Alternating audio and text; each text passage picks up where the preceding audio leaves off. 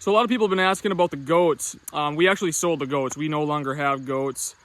We didn't have them very long, but we just kind of decided that it wasn't for us after having them for a while. We had those 2 bucks and they were fixed, so they were pretty much just pets. We got rid of the bucks because they were kind of good for nothing. You know, we're spending money on feeding them, and they were trying to get out all the time, so it was kind of a pain. So we just got rid of them, ended up actually giving them back to the people that we bought them from. And then the doe and the 2 kids, we ended up selling those to a farm not too far from us here, and they have a really good home. And yeah, we just kind of decided that goat farming wasn't for us. Way down the line, we might end up getting more animals, but I think we're just gonna stick to chicken farming for now. Speaking of which, we had another predator incident with the chickens. We ended up losing like 8 of them. And what happened was, you know, I built this nice fence for them for a chicken run. And what happened was a raccoon climbed one of these trees, came over to one of these trees, and then killed a bunch of chickens.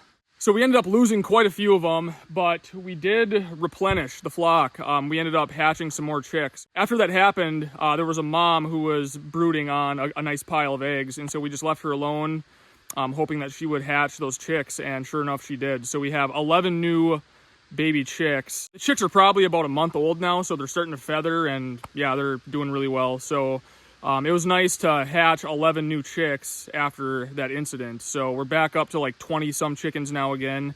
When you hatch your own eggs, you know, some of them are going to be roosters. So we don't know which ones will be roosters yet, but I'm sure some of them will be. So we'll just sell those or give them to somebody who needs a rooster.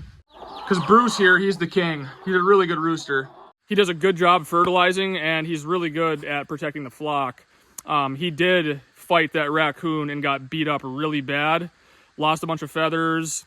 We thought he had lost an eye. His entire face was just caked in blood. You couldn't even tell it was his face. But yeah, he's made a full recovery. His feathers are growing back. But yeah, he's doing great now. I feel bad for him. He's been beat up a couple times by a fox and now a raccoon. But yeah, he is tough as nails.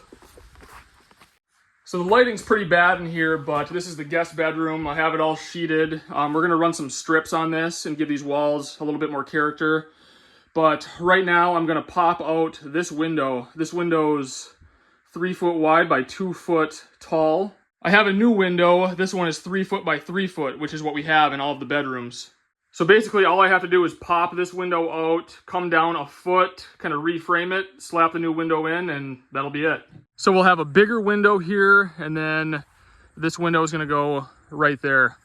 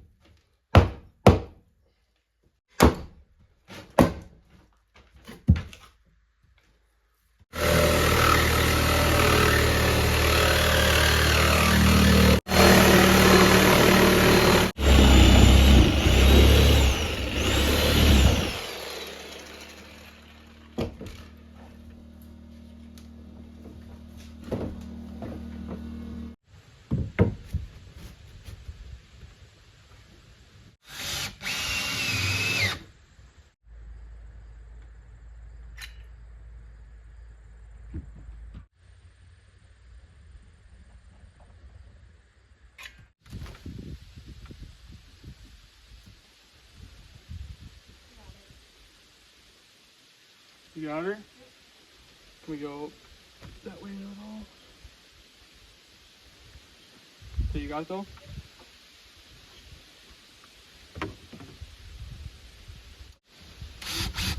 Okay, you're good.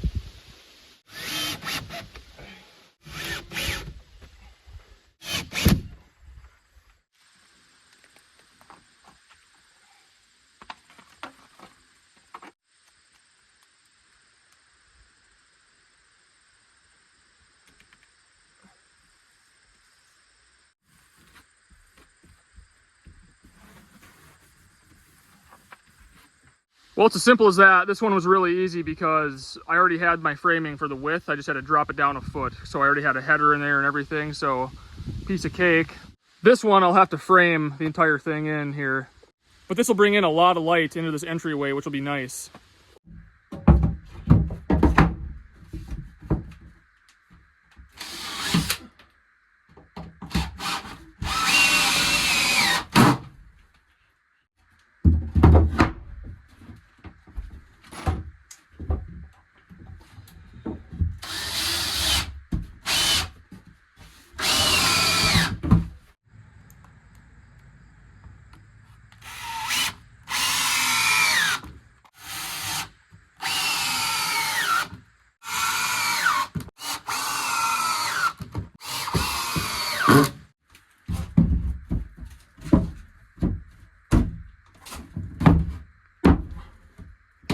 So there's our window all framed up. I cut this one. I accidentally cut this one for a 3-foot tall window, so I'll have to hammer that one out and put a new stud in there. But yeah, we're ready to go. It's framed up, so just got to cut that piece out and slap in our window.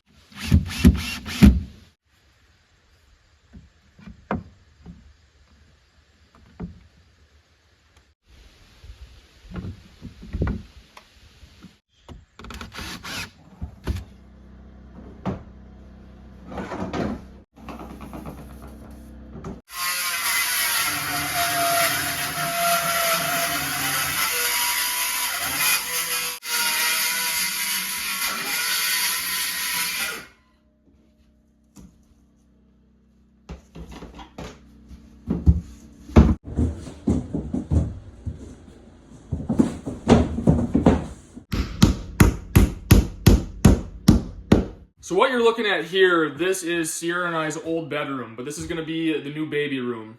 So if you remember last video, I moved the doorway. The door used to be right here because this was a hallway. So moved the door here, and yeah, this is the new baby room.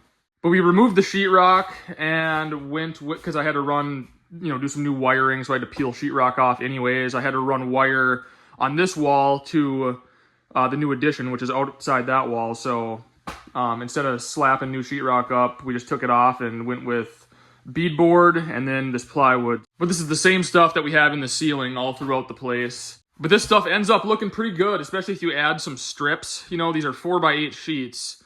So where they join here at the seams, run strips, and then if you run them like every 6 inches or so, or 8 inches, it really makes it look pretty nice, actually, especially if you, like stain the strips a different color. I don't know if she's gonna paint these walls or not. She is gonna paint these panels.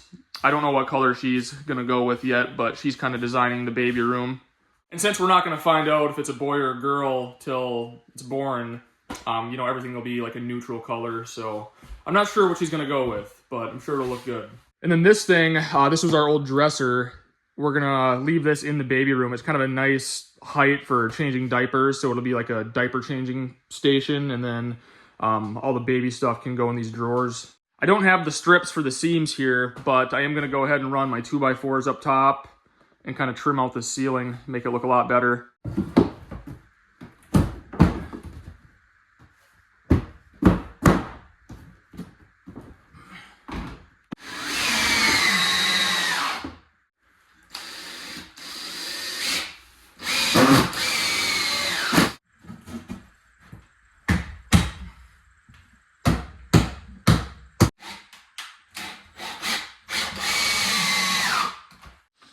So I'll give you a little recap on where we're at here on this.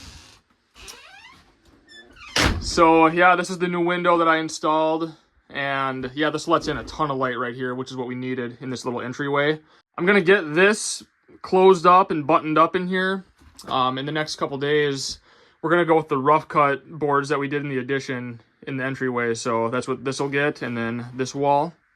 Again, don't mind the mess. We're like a week away from being done with this and having everything cleaned up. But I just have these nailed in a couple spots, and I just wanted to see how it looked, and I don't really like it. So we're just going to continue with the rough cut boards around this wall. And then that's pretty much it. This ceiling's done. I'm just going to I got to run a 2x4 here to close that in. And then I'll run one here so that this is uniform. And then, yeah, it's just trimming out the window, doing those strips on the walls, and that'll be it for that. And then the baby room here is about wrapped up. I ran out of 2x4s, so I got to finish this, run another one here so that this is uniform, and then just those furred strips on these walls. So realistically, I would say I probably have 2, maybe 3 days worth of just trim work on this place, and then it's pretty much done. The only things that I'll have left is installing the wood stoves, which that can be done in a couple weeks or a month or so. We've had a couple chilly nights, but it's not going to get real cold for a little bit yet. And then the bathroom, but we're waiting on a couple things for the bathroom, and that's just a 8-foot by 10-foot room, so that won't take very long to finish out. But next video, we're going to be at the new property. I just have a little bit more to clean up there. And then that steel frame that the trailer house sat on, I am going to use those beams for the cabin. So I'll cut those into 24-foot lengths. I think they're like 48 foot or 50 feet long. So I just got to cut those to 24-foot lengths because the cabin's 16 foot wide by 24 foot long. So we'll do the pads for the new cabin build and then get those beams set. And then from there I can build my floor. But next video, I'm going to try to do that series all in order, and so it makes good sense. So I think next video it'll just be laying it out, squaring everything up, getting the pads set, leveled, all that, and then get the beams set on top of those pads. So that's what will probably be next. So stay tuned for that. As always, I appreciate you watching, and I'll see you soon.